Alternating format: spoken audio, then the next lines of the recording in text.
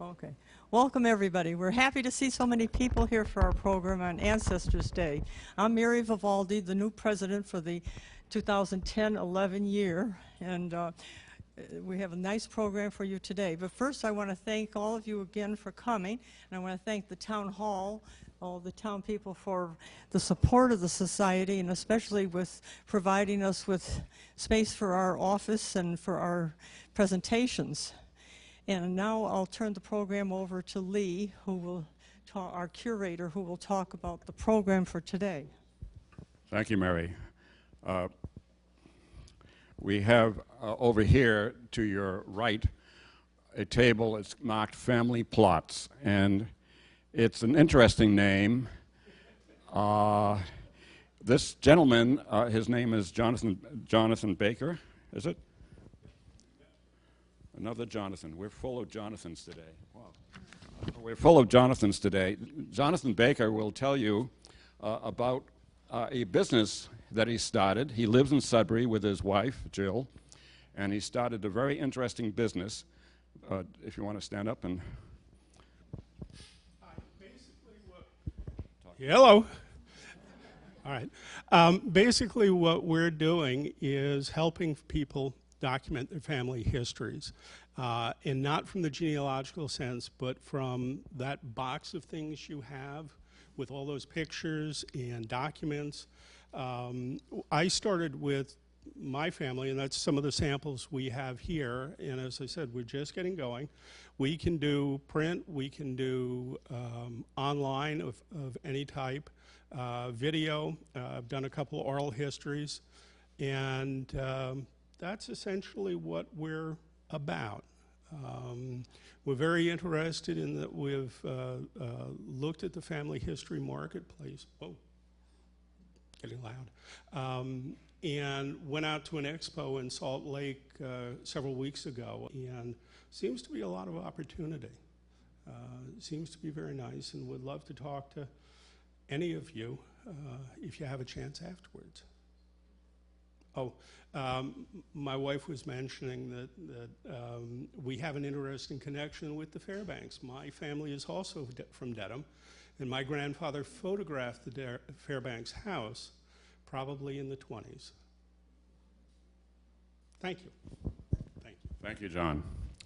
I just wanted to point out after the presentation, you might want to look at out of our collection, an article done in the shortly before this gentleman was born, he says, done in 1930, and it's about the Fairbanks house.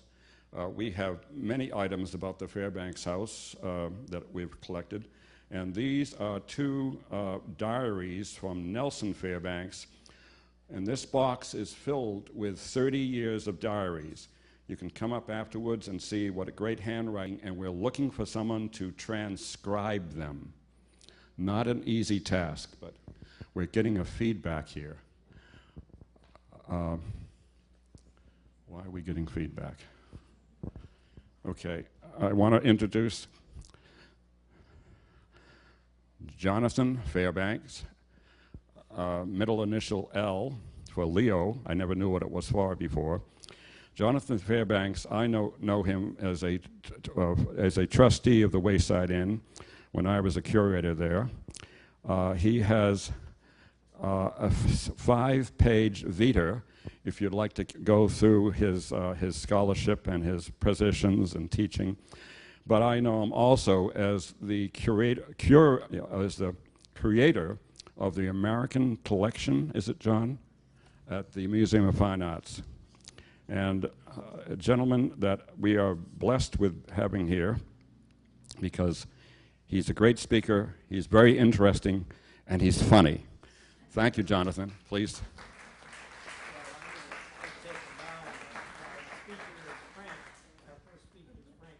Oh, really? Okay. You didn't tell me that. Okay. Okay, Frank is the first speaker. Frank Cavino, of the director of the Fairbanks House, will be our first speaker.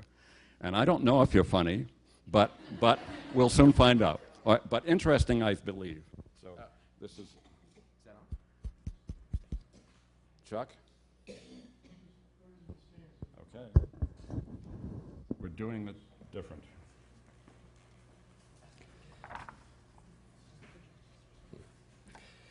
All right, well, you're right, that is a good question, Lee. I don't know if I'm funny, but I hope I am. And while that was a wonderful introduction for Jonathan, I'll make a bit of my own. My name is Frank Carvino. I am the director-curator of the Fairbanks House. Fairly new. I just started this past March.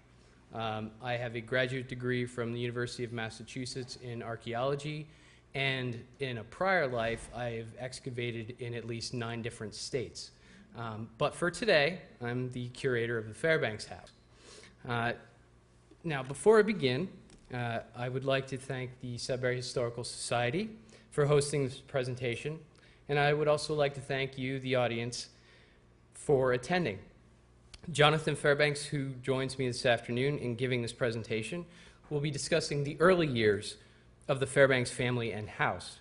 But by way of an introduction, I will provide a brief summary of both.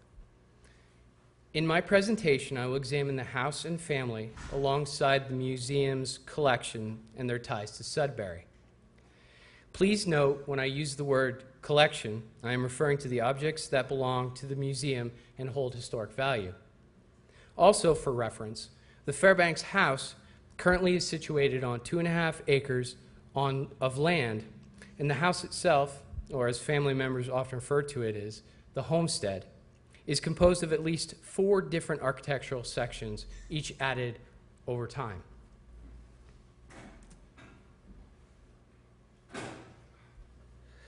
The Fairbanks house itself is unique for several reasons, among which it has the distinction of being the oldest standing timber frame house in North America. Also, with the exception of a few years at the end of the 19th century, the house has been owned continuously by descendants of the same family that built it over 373 years ago. Built between 1637 and 1641, the Fairbanks house is named after the Fairbanks family who settled in Dedham, Massachusetts in 1636. The original house was a simple 4-room, 2-floor structure built around a central chimney. This is an example of what those early colonial homes looked like. Jonathan and his family moved from Sowerby of West Riding in Yorkshire County, England, early in the 1630s and settled in Watertown, Massachusetts. From there, Jonathan and many other Puritan families residing in Watertown moved out to establish a new town called Contentment in 1636. However, by the end of the year, the town had petitioned the royal court to change the name to Dedham in reference to the town of Dedham, England. Among the new settlers, Jonathan was deeded 12 acres of farmland and 4 acres of swampland. And it is on this land, though somewhat reduced in size, that the Fairbanks house still stands on today. As mentioned earlier, Jonathan arrived in New England with his wife and 6 children. And I actually skipped a slide, the Puritan migration. Excuse me. As mentioned earlier, Jonathan arrived in New England with his wife and 6 children.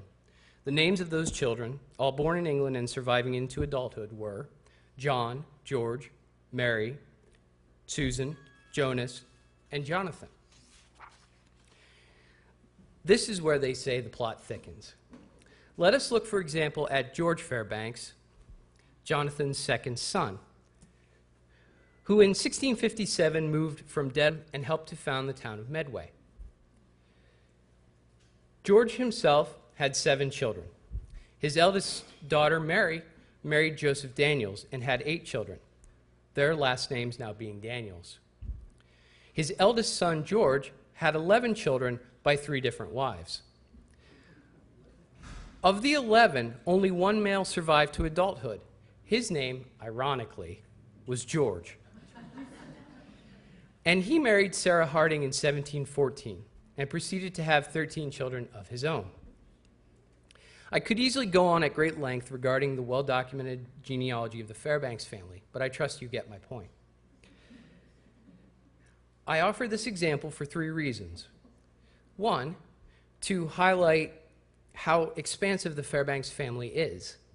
2, to pay tribute to Lorenzo Sales Fairbanks, who put together the Fairbanks family genealogy book, published in 1897.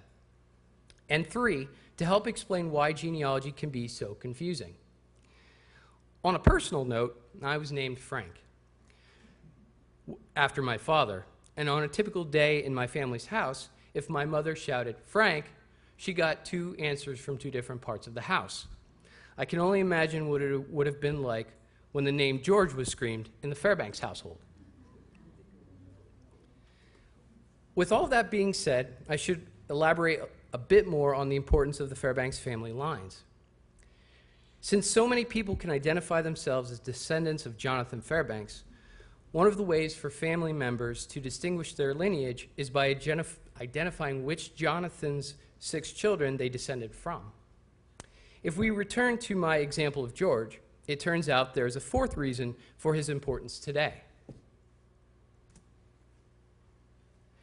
It turns out that George's great-great-grandson was Jonathan Fairbank, who settled in Sudbury, Massachusetts, quote, prior to 1783. For all intents and purposes, this is the beginning of the Fairbanks-Sudbury connection, an association that continues to this day. However, the last Fairbanks resident of Sudbury, according to the 1897 family genealogy book, was Harvey N. Fairbank, born in 1893. By focusing on a time frame of 1783 to 1893 and identifying the George line of the Fairbanks family, I've created an outline for a discussion of the Fairbanks Museum collection. Unlike many museums and historic houses, the Fairbanks House display collection is comprised of items that not only hold historic value, but also retain a sentimental value because of the lasting relationship between the object and the family.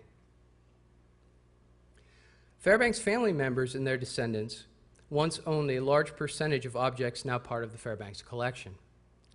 While the family connection is important for the Fairbanks house, in terms of its relationship with Sudbury, we can examine artifacts from the timeline as a general reference for what life may have been like in late 18th and 19th century Sudbury. If we turn our attention back to Dedham and the Fairbanks house, by the time Jonathan was settling in Sudbury, Ebenezer Fairbanks, the great-grandson of John Fairbanks, owned the old homestead. As an interesting side note, the Fairbanks house, when occupied, was owned solely by descendants of the John line. In any case, by 1780, Ebenezer resided in the Fairbanks house with his wife Prudence and their 6 children. Ebenezer's eldest son, Ebenezer, married Mary Hammond in 1777 and proceeded to have 8 children, and by 1796, they all resided in the Fairbanks house. After 20 years, among Ebenezer's 8 children, the remaining residents of the Fairbanks house by 1816 were Prudence, Sarah, or Sally as she was called, and Nancy. The 3 unmarried sisters and their brother Joshua, who lived, it is said, nearby in Dedham, inherited the old homestead from their mother in 1843. Joshua's daughter Rebecca, born in 1827, moved into the Fairbanks house with her 3 unmarried aunts at some point in the mid-1800s. It was Rebecca who inherited the house in 1879, when the last of her 3 aunts passed away. Rebecca owned and resided in the old homestead when Harvey was born in Sudbury in 1893. This then was the evolution of the Fairbanks family and the ownership of the Fairbanks house during the time between the first Fairbanks to settle in Sudbury and the last recorded birth in Sudbury in the family genealogy book. So how do the objects in the Fairbanks family collection relate to the old homestead and the family in Sudbury? If we look at this picture, dating from roughly the 1870s, we see whom we believe to be one of the aunts, we aren't sure which one, and a younger Rebecca standing at the doorway to the Fairbanks house, with their possessions strewn about the yard. Sadly, we cannot go back any further in time, but this image does offer us a glimpse into the recent past and allows us to learn what items they may have used during that time. For example, we see a spinning wheel, a gate-leg table, 2 large books, 1 pair of large pewter plates, an ox saddle, and a shovel. The spinning wheel there, the plates there, gate-leg table, the ox saddle. In the back, we can slightly make out a bed warmer, a 6-foot-plus long musket, fireplace irons, a pair of chairs, and even a small round table. And while you may think the arrow is pointing to the cat, it's actually the chairs. For many today, this image reminds us of a yard sale. However, for the time, this was a simple way to show off many of the goods the family owned. If we take each item for example, we can note what activities occurred in a mid-19th century household. The spinning wheel possibly indicates the family continued to spin their own clothing. The long musket and the ox saddle provide us with a direct link to their colonial past, and yet more than likely no longer serve a utilitarian purpose. The finely wood-crafted pair of chairs, the gate-leg table, and the books presents the viewer with a sense of refinement to the household. Indeed, this image provides us with a great mystery, something I will address a little more at the end of my presentation. At any rate, we now have a representation of 19th century goods, or at least some of the goods that were present at the Fairbanks house. With this image, with this 1883 image of the East Parlor, in addition to the Fairbanks house built by 1800, we can see how a parlor was decorated during the 19th century. The object circled in this photo is a tall clock, what we might call today a grandfather clock. Bears a striking resemblance to a tall clock currently on display in the west wing of the homestead.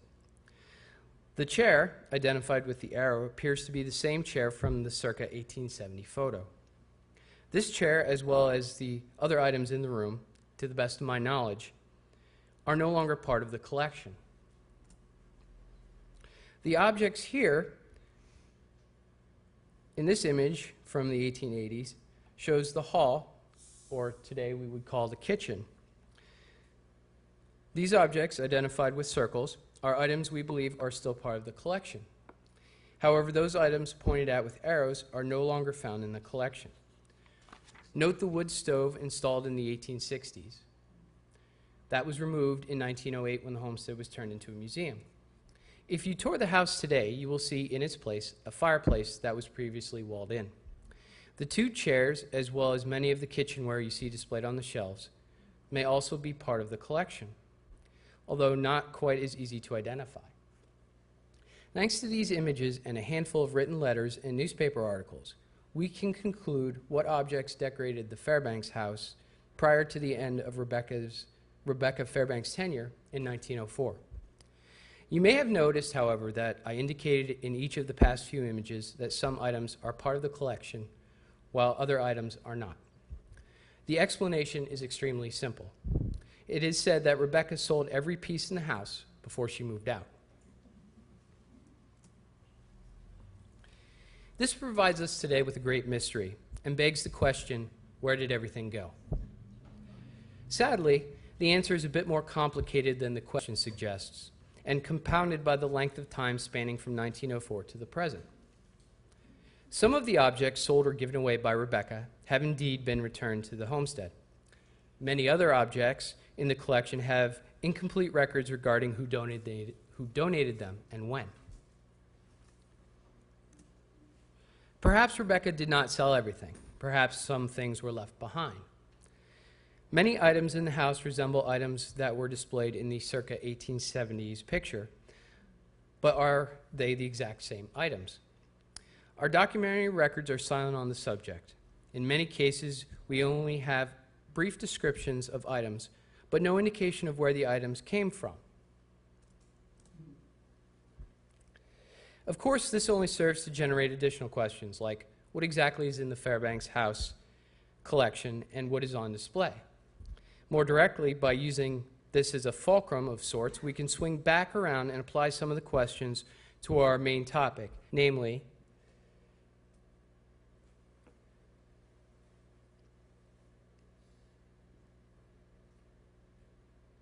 are any of the objects from 1783 to 1893 time period, and does anything connect with the George line? But first, let's answer the initial question. What does the Fairbanks house actually display? Well, thanks to a number of generous family donations and the occasional purchase, many of the original items in the Fairbanks house, as well as some wonderful additions, are now on display. If we look at this image from a postcard from 1912, we can see a recreated hall with the arrows pointing to what appears to be identical objects found in the circa 1870 picture. To my knowledge, all of these items, with the exception of the long musket, remain on display today. Among the items on display include a number of fantastic historical pieces donated by descendants of family members. A select number of items on display inside the Fairbanks house are believed to have originated from the same source. That is to say, many of the items donated belonged to a single family member. So, for example,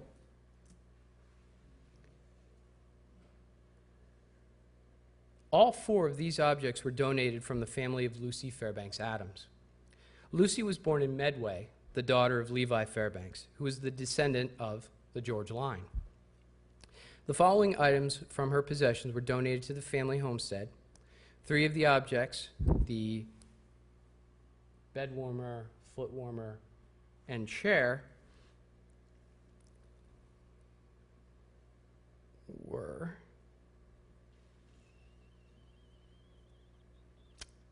donated in 1922. The 4th item, the iron grease lamp, was donated in 1985. These objects would have been used between the 1780s and 1890s. And in fact, in an 1887 letter describing a visit to the Fairbanks house, a woman recounts a similar lamp used by Rebecca in the hall kitchen. All 4 are currently on display inside the house. Another set of items, donated by the family of Eliza Fairbanks Turner, 1823 to 1894, born in East Medway, the daughter of Otis Fairbanks, also a descendant of the George line. Those items include a thumb-back chair from the 1830s and a ladder-back chair dating from the 1770s.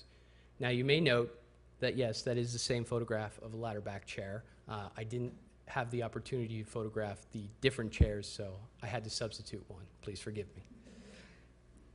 But here we see 2 more pieces of furniture, similar to other pieces of furniture commonly used in the 19th century. There are some items on display that we have limited records describing where they came from or how they came to the house.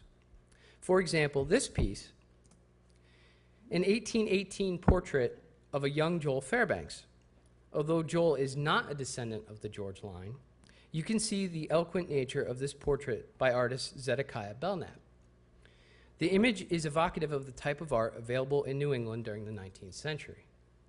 The clothing Joel wears is also typical of the time period, so we not only get a sense of 19th century art, but fashion as well. This portrait also holds the distinction of being the oldest known portrait of a family member on display in the Fairbanks house. Another object of mystery is this case clock with wooden gears, which had a limited manufacturing run of between 1800 and 1837. Though we do not know exactly who donated this piece, we do know it was an early 19th century example of how people in that period kept an eye on the time. What I've tried to do is provide you with a sense of not only what items may have been in use between 1783 and 1893, but also to see items that were owned by descendants of the same line as those who settled in Sudbury. I also wanted to give you a sample of some of the things that are on display in the Fairbanks house, and perhaps whet the appetite of those who have not yet visited our wonderful homestead. Last, but certainly not least, I've invited you to learn about the mysteries surrounding the Fairbanks collection. and the wonderful surprises that await those interested enough to research any one object. Many of us hold a great appreciation for all things historical, and as a symbol of history, the Fairbanks house stands out as a brilliant representation. Yet, many never consider the objects on display inside the historic homestead. For many, old objects represent continuity, a tie between the past and the present that serves as a reminder of how life used to be. These objects cause us to pause and reflect on how lucky we are to live in the present and at the same time to respect the past. Thank you.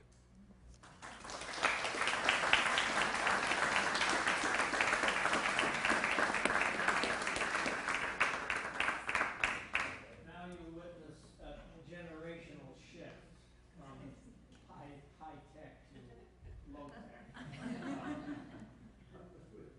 I haven't yet converted to the new system. But that last slide serves as a kind of springboard, and we're going to talk about that chest, which was recently acquired for the. Oh, okay. That last slide of the chest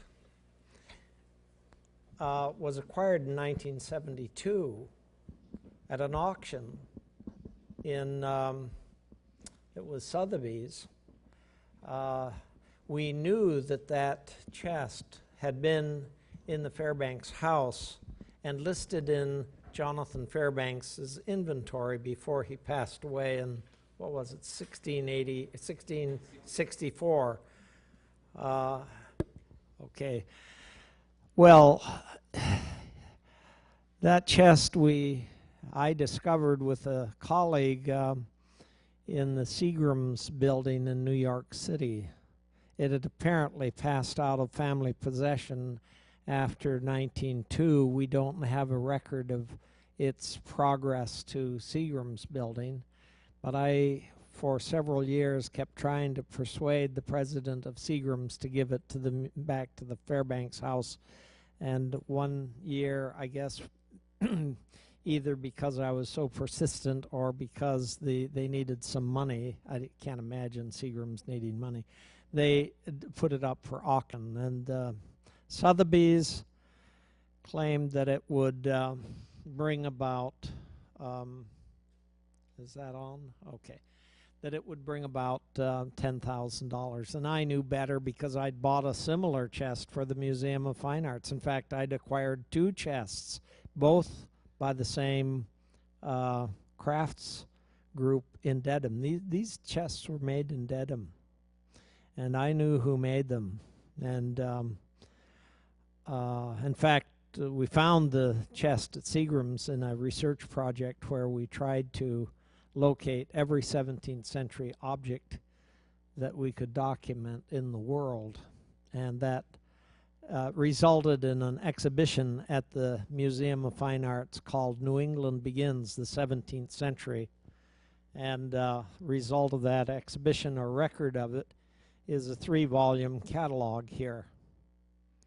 And there were only 1,500 of these produced, so they now turn up at eBay or whatever for about $1,000 a set. But we'll pass it around. You can look at that.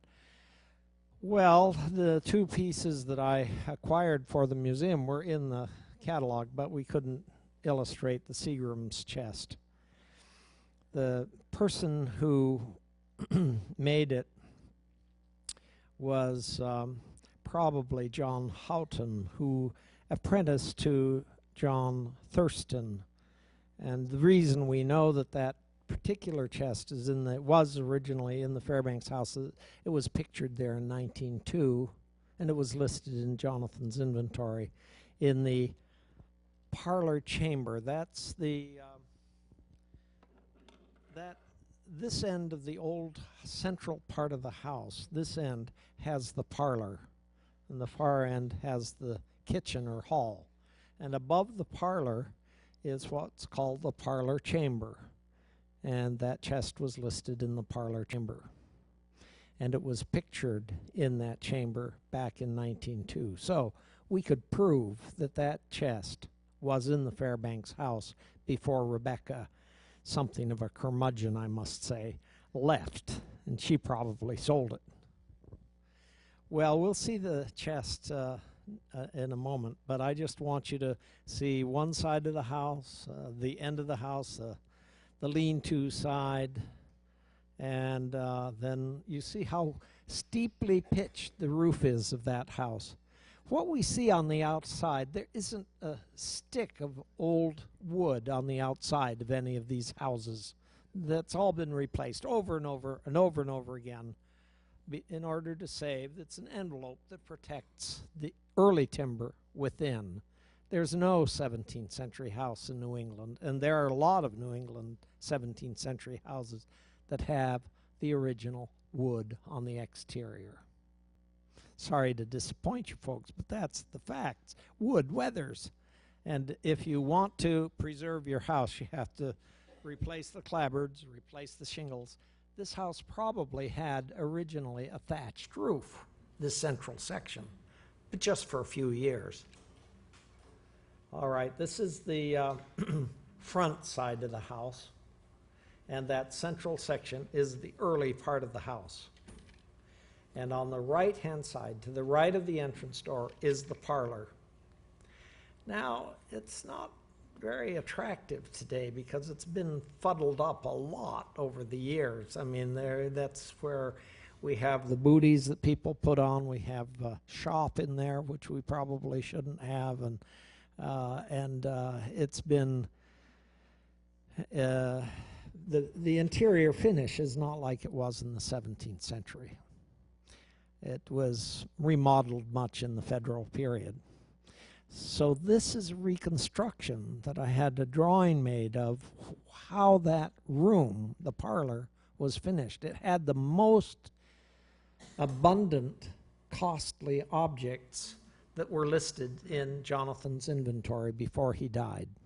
And it was nice that the inventory taker went around the rooms clockwise, naming the rooms, and then so we know where in the room these things occurred. He had 2 pairs of spectacles. He had 14 books. He was literate. He had a brass sundial dated 1650, and that's owned by the Dedham Historical Society. He had a sea chest, the back of which in the foreground I had represented here. He had 2 old chairs, so we put a couple of slat-back chairs in the picture. He had a flail and a pike and a musket and pistols and a bandolier. You can see the bandolier hanging above the warming pan. He had a cutlass. He had a forked stick to hold the musket, which was taper lock. In other words, you had to light the musket and wait until the flash pan took fire and shot the charge out. Well, it was as much risk to the person behind as in front, but they had a long barrel for that. And so we have a musket represented there. He had a trundle bed. Can you see the trundle bed in that picture? They called it a truckle bed sometimes in inventories. And he had a bedstead that was hung with curtains. Green curtains, it was stated in the inventory. And he had a blue bed rug. Well, a bed rug is a piece of fabric with knotted pile that looks actually like a rug. But that was current comforter, as it were, for the cold New England winters. He had some old skins on the floor, and he had a curious cabinet. We don't know what it looked like. I have some theories about it, and we'll talk about that later, but it was called a livery cupboard. Not a place for clothing, a place from which food was delivered, because this was the room of elegance. This was the room where you took your dining in. They didn't have dining rooms. Food was prepared in the hall, but it was eaten in the parlor if it was a nice meal. Anyway, so that's in summary some of the stuff that he had there. He had this cutlass and musket and guns. He was ready for action right there out of his parlor. He was prepared for battle. He didn't use them so far as I know. There was no Indian attack in Dedham. There was out in Medfield, but that was after Jonathan died, and that was in the King Philip's War of 1675. Well, at the Museum of Fine Arts, we reconstructed what the Fairbanks hung bedstead might have looked like. And I borrowed from the Winterthur Museum, where I worked for 12 years before coming up here, the only bed rug from 17th century New England that I know of. See that small blue rug on the trundle bed? That's a 17th century bed rug, and it's the only one I know. Correct me, folks. Tell me when you find one. I'd love to see another. But it's not likely we'll see another. There's a trundle bed, the type of which probably ran underneath Jonathan's bedstead.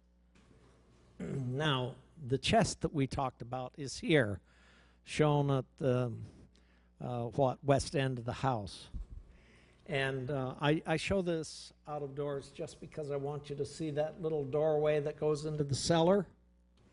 That actually has some old woodwork, I think 18th century, but it has hand-hammered, wrought blacksmith nails in it, and so I'm sure that's the only really old woodwork visible on the exterior of the house. And that's because it's been protected by the weather. Well, here's the close-up in color of the chest that Frank showed us. And it was originally painted red, picked out in black. Ooh, it must have been something. But you see, these pieces of furniture were displayed in dark rooms, and a red chest with picked out in black would have looked good in a dark room. In the 19th century, everybody skinned off all that old color, but I know what color was on that chest because a similar chest was recently acquired by a friend of mine in Milwaukee who's a great collector, and he bought his very cheaply. We had to pay $72,000 for our chest. Yeah, right. But I had promises up to $52,000. What's a few more $1,000? And I told Lynn Fairbank, who was the president of the association and sitting in the auction with me as I held up this paddle up to $72,000. She says, "What are you doing, Jonathan?" And I said, "I'm buying the chest." And she said, "But you don't have $20,000 more." And I said, "No, but I'll get it. You have 3 weeks before the bill comes due. So, and you'll never have a chance to acquire the Fairbanks chest again." So we bought it, and I got on the phone and called friends and most of them were not Fairbankses at all, but they realized how important it was to return something original to the house. Anyway, a friend of mine in Milwaukee bought a chest by Houghton, same craftsman. It had been painted black, totally black, in the 19th century. It was owned by Howard Pyle, who made those illustrations, you know, Howard Pyle's illustrations of pirates and all that, and he painted the damn thing black because he liked, you know, the fierce look of the pirate era. And so my friend in Milwaukee got it ultra cheap. Nobody wanted this black chest.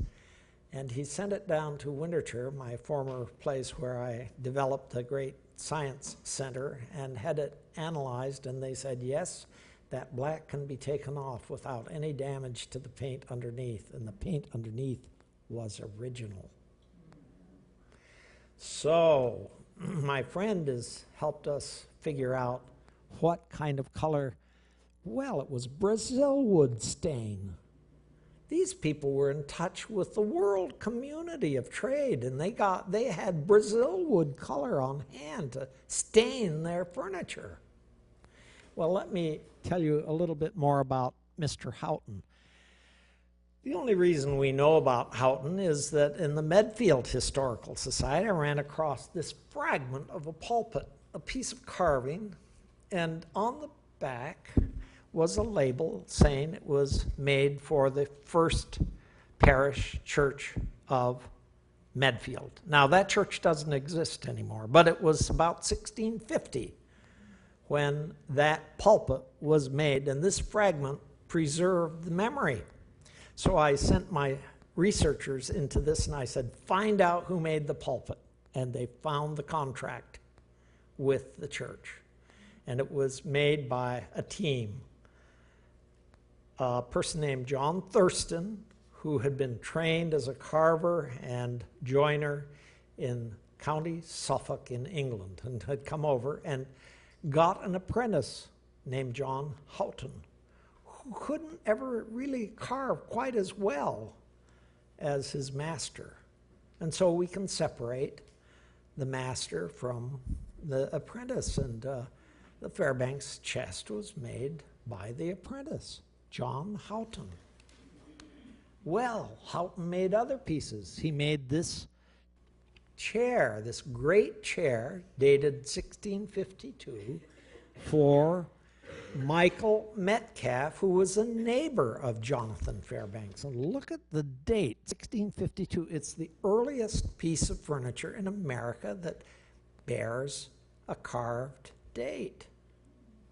And that's in the Dedham Historical Society. All these little historical societies have such treasures, it makes you tremble when you see them. They are so phenomenal.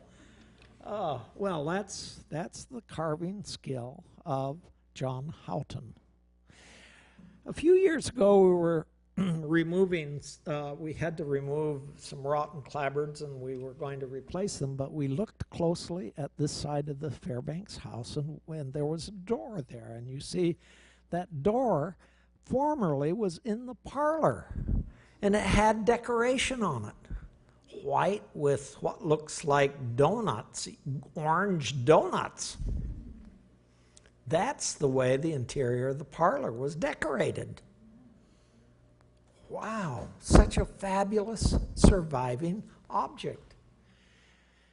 Well, those orange donuts are found on a little cabinet in the lean-to that's nailed to the wall, and that little cabinet may have been the livery cupboard that was listed in the inventory. I don't know, but we're learning things. And the fact that the Fairbanks house really has remained an untouched resource, that is a kind of an above archaeology thing, we continue to learn more and more about the 17th century past. None of the family had enough money fortunately, to slick it up and take it back. That would have ruined the Fairbanks house as a historical resource. So we are blessed with a building that for most people looks kind of messy because it has things from so many different periods. And you have to understand that this is just a house left the way it was despite Rebecca's sales. She sold the Jonathan Fairbanks great gun, from what we saw in the picture, several times over, from what I understand. In other words, she just kept replacing the gun and saying, this is Jonathan Fairbanks, this gun, and she just kept selling that gun. And I don't know how many Jonathan Fairbanks guns there are out there in the marketplace. Well, now let me tell you something about the year 1980. 1980 was the 300th birthday of the founding of Boston. So this team of researchers and me, we went to down to Plymouth Plantation and out to Old Sturbridge Village, and we got all the historic interpreters together and built a market fair on Boston Common in 1980. And I asked Abbott Lowell Cummings, who is the great historian of New England timber frame houses, what house should we choose to represent Boston and its founding? He says, well, the earliest house that we have to use as a model is the Fairbanks house, so you have to use the Fairbanks house. Whoa. So there's a model that Rob Terrell, who was our timber frame expert, built based on very precise x-rays of the house. And I went out in the woods and felled a tree in the middle of winter and hauled it off with a twitch, and like they did in the 17th century, and got a trestle saw, and these guys broke their back trying to saw with this old saw. We reproduced 17th century tools. And you know what? They couldn't get the timber produced fast enough with all these old tools. We had to go to a lumber yard and get them to saw up some of them, but then we took them to the shed and made the 1,000 mortise and tenon joints, more than 1,000, that would make the frame stand and hold together. And we built that house on Boston Common, the only house ever built on Boston Common.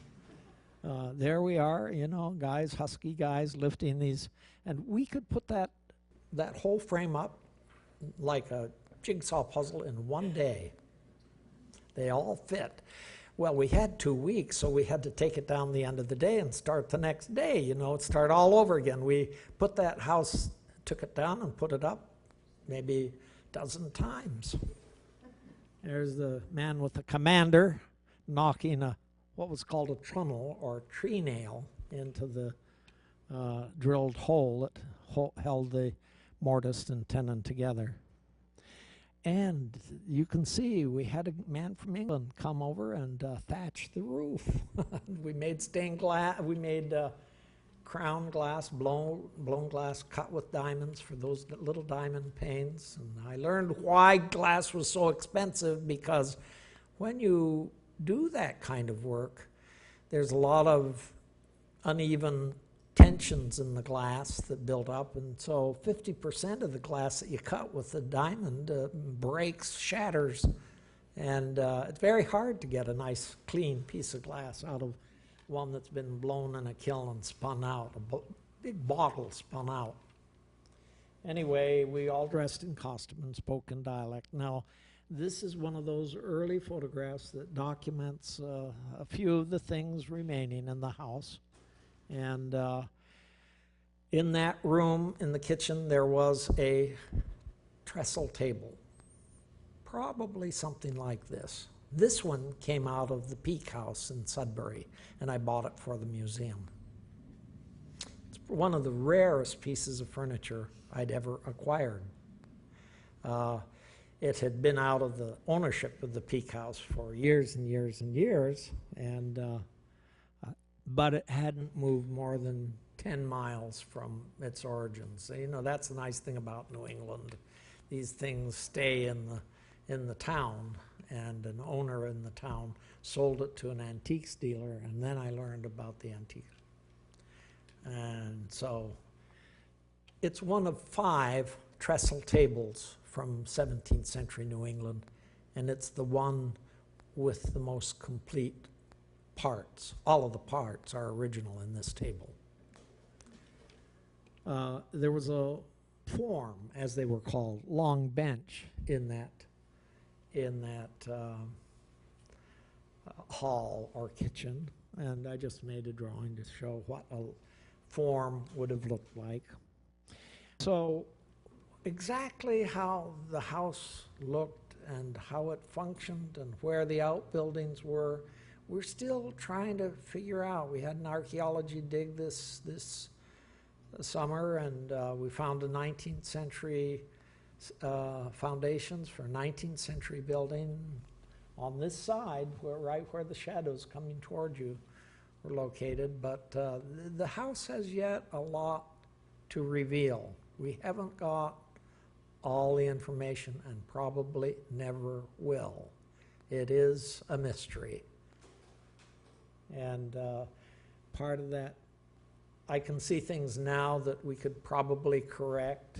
I don't know what his hat looked like. You see on the bed, I had a drawing of a hat. Well, who knows what his hat looked like. But we are getting things together that we can prove. We're in the house. And with Frank, we're documenting, we're trying to find out what all those various relics are and how they relate to the Fairbanks family that spread off with much evident progeny across the country. My family line went out to Lancaster and then to Harvard, Massachusetts, then to New Jersey, and then out to Utah with Brigham Young. And we have another family reunion out there in Utah with, but here's one of the first family reunions, you know, they turned out, and that's 1902, I think, this family reunion with a family banner that's, I think, a similar one still in use. That face up in the sky looking at us, that's the person who photographed the picture. She didn't know she was getting in the picture, but I think that's okay. It's the sort of the spirit of the unknown up there in the sky. And that's, in brief, a quick look at some of the problems and opportunities that we have. We hope that you will come to the Fairbanks family homestead and enjoy and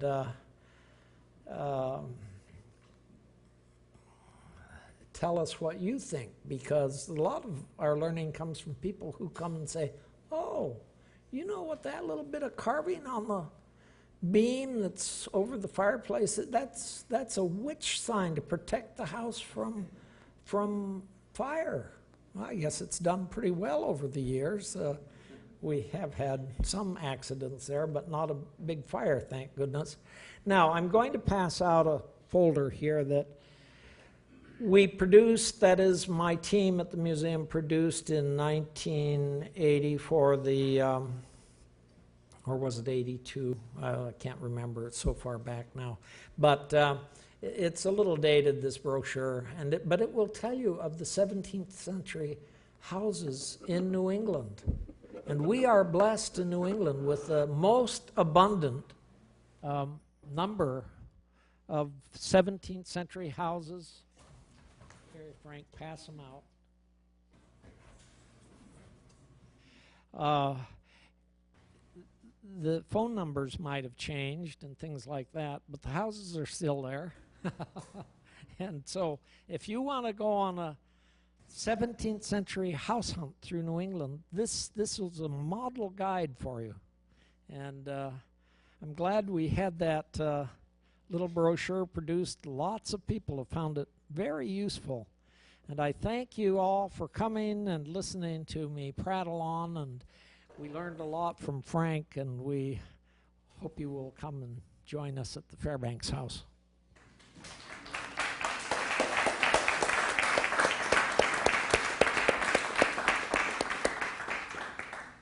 Now, this part is a question and answer. If you have questions, I'll give you the microphone, but I do want to recognize that we have a few Fairbanks here lined up. Would you care to stand? Even though you don't want to stand, but would you care to stand, Debbie? And who? Okay, thank you.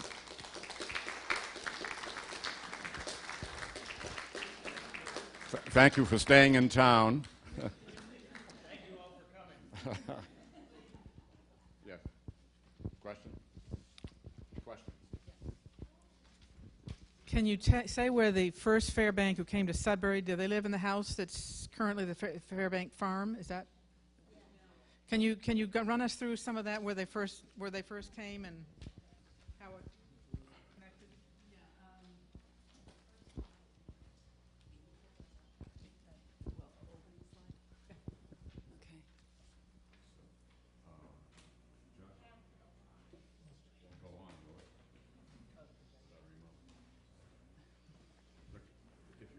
question was, where did the Fairbanks first live when they came to Sudbury? Okay, do I have to stand up? Yes. Do I have to? Okay, I'll stand up. Okay. The first location is still standing. It's on the corner of Peakham Road and Old Garrison. There's an old house there. It's now green. In the opening slide, I took a picture of a painting that was done and is in the house down the street. I don't know what the address is. It's green now, and it's got a 2-story addition to it now. The Walker House. That was, it is the Walker House? Okay. That was originally Jonathan Fairbank, who came here in the prior to 1783. Yeah, that house, by the way, is on the Sudbury tour site. We have a picture of it. We call it the Walker House. Maybe. On the 1830s map back here, if you look at it, it says A. Fairbanks on it. So we know that it was at one time, back at least in 1830, it was in the Fairbank family. Debbie. And then, yeah, up on the top there, it was red at the time that Helen Flynn painted it. It's green now. And then the second location was the corner of Hudson Road and Fairbank Road. Right where Haskell Field is, there's that new exercise park right near the skate park. Apparently there used to be a cellar hole there that some people remember. But that's where Colonel Drury Fairbank lived. He was the next, the next in line.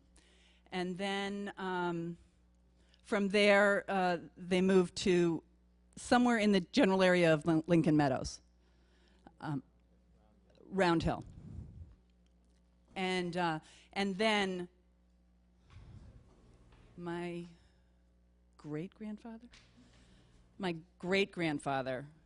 moved to the house that's now the farm. And that was bought from the Tilly Smith family. Correct. 1817.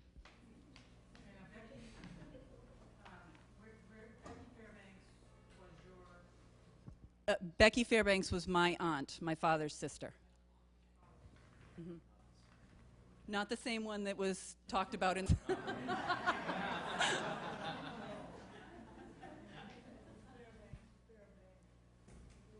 Some lines, there are some lines that drop the S, that like Jonathan mentioned Lynn Fairbank, who was the president at the time of, president of the board for the Fairbanks house at one point. She doesn't have an S on her name, and she's from a different line.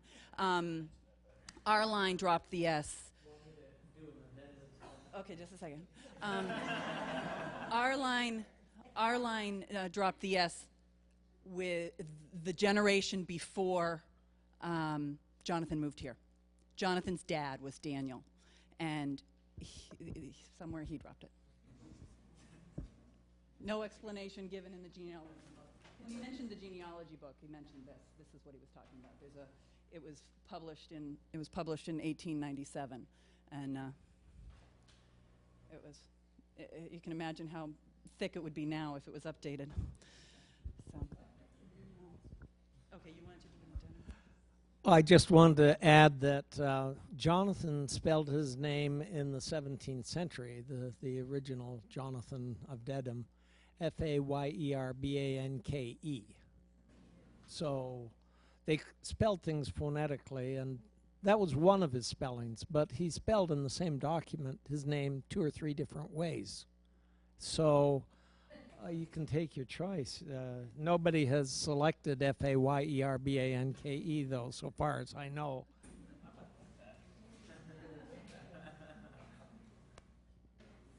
Does anyone know why she got rid of everything in the house and didn't want it to come back?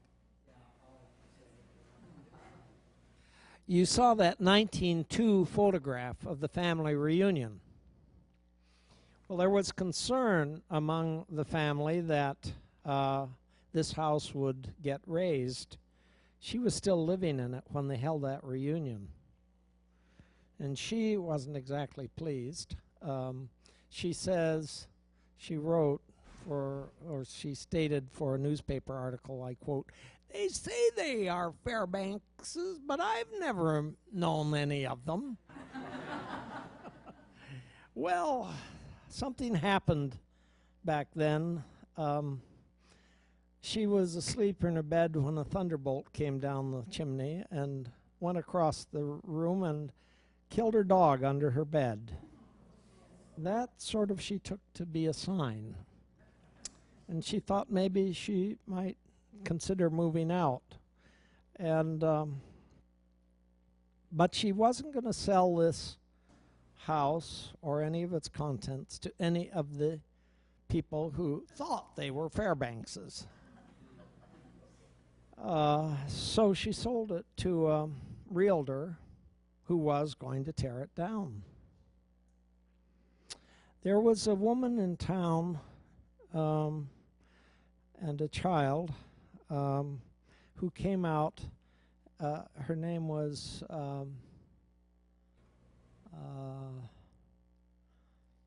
let me think for just a minute. I'm getting old, folks. Well, I know her daughter's name was Martha, and she was Martha Codman. It was Mrs. Emery Codman, or Codman Emery. Anyway, it was they came to the house, the mother and child, and they were preservationists, and they bought the house for $4,500 from the realtor to whom Rebecca had sold it. Then they told Rebecca, "You're welcome back. You can stay in the houses for the rest of your natural life. We don't want to throw you out. You just stay." And so she did move back. She had got moved to a friend's place, and then she moved back. And one day, Mrs. J. Emery Codman, yes, that was her name, she moved back, and the Codmans came by for a visit one day. Well, Rebecca wouldn't let them in. So they thought maybe they'd made a mistake. And so they sold the house to the Fairbanks Family Association for exactly the same amount of money as the family paid, as they had paid for it, $4,500, and they allowed them to pay it off over 5 years. So the association owned the house by 1904, and to celebrate that, they thought they would have at the reunion Charles Fairbanks, who happened to be otherwise engaged with good old Teddy running for the election, you know, and he said he would like to come out, but he didn't for the reunion. So, but Martha Codman, interestingly, went on in life to marry Maxim Karalik. And Maxim Karalik and Martha Codman gave to the Museum of Fine Arts the greatest collection of 18th century furniture in existence. And so the Museum of Fine Arts and the Fairbanks House have that in common. Martha and Maxim Karalik. Maxim was a parlor singer, Russian immigrant Jew without a penny, and he came over and charmed this woman who was 40 years his senior. He helped spend her money. Thank you, Jonathan. Any other questions? Hi, I was wondering if you know who built the house. Would it have been the family or the community or No, it was commissioned or- professional house rights. They were professional builders from East Anglia. So the building that he acquired, that he had built, was not the style from Yorkshire. He would have probably preferred the Yorkshire, which was much more backward style, but even so, East Anglia was very backward. Now Abbott speculates, and he thinks he knows the names of those builders, but there were 3 house rights in Dedham at the time, and they were all East Anglian, and they were building in a mode that was really late Elizabethan. That's why it's so backward looking, real old fashioned.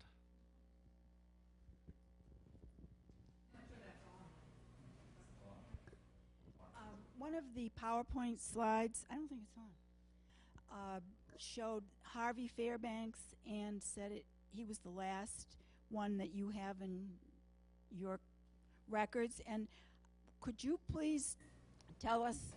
He was the last one listed in the book, in the genealogy. Okay, okay. He's listed here as a child in this book because he was born in 1893 and this was published in 1897. That's what that meant. He was trying to tie in the Sudbury connection with the book. But can you bring us up to date on, because Rebecca. Everybody remembers Rebecca? You all know Rebecca. Mm-hmm. Becky. Yeah, we'll call her Becky, and the last resident, Rebecca. Okay, we'll make that distinction.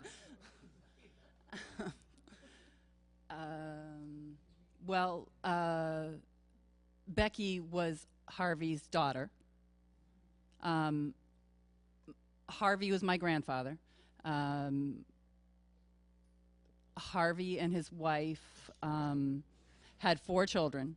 They had Nancy, Winthrop, Becky, and Joanne. And Winthrop and Nancy are the only 2 that had children. And my nephews, Jonathan and Dan, are my brother's kids. So their names are Jonathan and Dan Fairbank.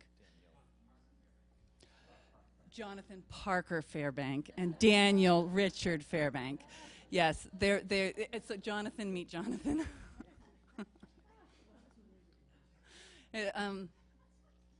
Does that answer your question? Okay. Any other questions? Okay. Mary?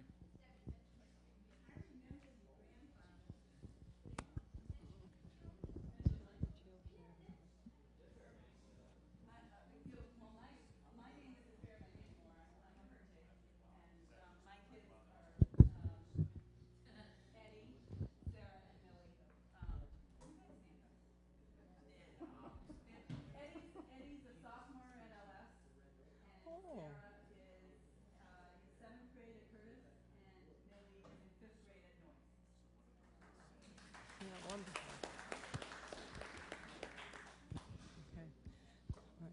Thank you all for coming, and enjoy the refreshments, and look at the sale table that we have many lovely items for you to buy, or to look at anyway, you know, and a donation would be appreciated. So, also plan to see us again October 2nd for the next program about the ammunition dump that was in Sudbury, the Assabet River Preserve. Thank you.